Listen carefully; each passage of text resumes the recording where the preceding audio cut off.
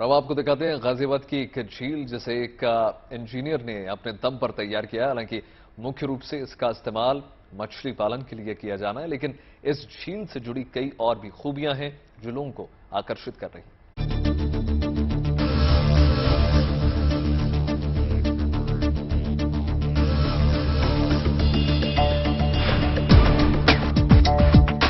Boat में सफर करते हुए इन किनारों को देखकर ये यकीन करना लाजमी है कि आप या तो किसी बड़े टूरिस्ट स्पॉट या फिर किसी लेक सिटी में हैं।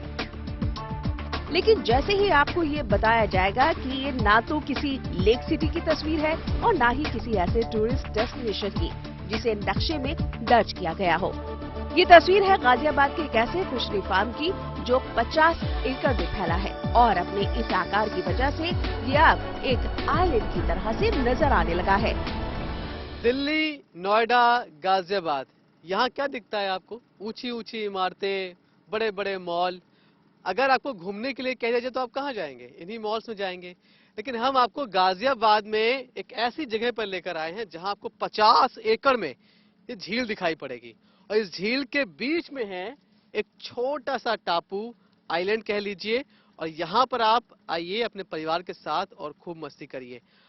हालांकि आपको हम बता दें कि कुछ साल पहले तक ये जो आप 50 एकड़ में फैली झील देख रहे हैं, ये एक प्लेन एरिया हुआ करता था, सिर्फ जमीन थी यहाँ पर।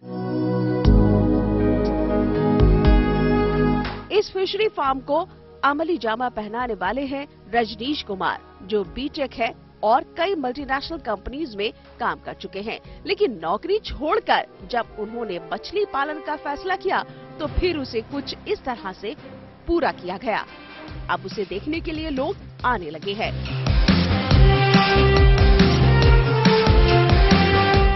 इस आर्टिफिशियल लेक को डिजाइन करने वाले रजनीश को इसे डेवलप करने का आइडिया आया था। खत्म होते तालाब की वजह से ये आइडिया उन्हें सूझा। इनका मानना है कि प्राकृतिक स्रोत सूख जाने से काफी ज्यादा नुकसान हो रहा है। ऐसे में वो अपने इस फिशरी फार्म के इस कॉन्सेप्ट से लोगों को न केवल तालाब या पानी के प्राकृतिक स्रोत का महत्व समझा सकेंगे, बल्कि मछलियों के जरिए अपनी आजीविका भी चला सकेंगे।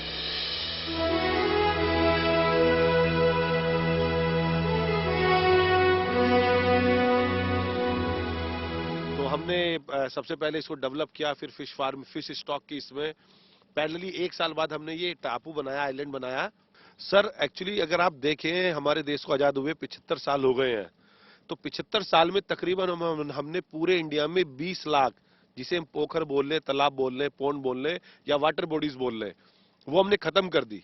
या तो एनक्रोचमेंट हो गया या वहां पे लोगों ने अपने घर बना लिए हैं, पशुओं के घर बना दिए हैं, जिसका इम्पैक्ट हमें डायरेक्ट दिखता है नेचर पे। रजनीश को ये जमीन मत्स्य विभाग की तरफ से लीज पर मिली है, जिसे डेवलप करने में उन्हें 5 करोड़ रुपए का खर्च आया है। उन्होंने इसे कुछ इस तरह से डिजाइन किया है कि यहाँ वो मछली पालन के साथ ही कुछ कमर्शियल एक्टिविटीज भी कर सके। यही वजह है कि यहाँ एक टापू सा नजर आ जाता है, जहाँ छोटे मोटे आयोजन किए जा सकते हैं। यहाँ बच्चों के लिए भी खास तौर पर इंतजाम किए गए हैं। फिलहाल रजनीश और मत्स्य विभाग के बीच 10 साल का करार है। सवाल यही है कि इस मॉडल की कामयाबी क्या दूसरे शहरों के नक्शों में ऐसे झील का मौका देगी, या लोग पर्यावरण के लिहाज से तालाब और दूसरे प्राकृतिक स्रोत की सुरक्षा की जरूरत को समझेंगे। गाजियाबाद से मनीष चौरसिया के साथ bureau report, good news today.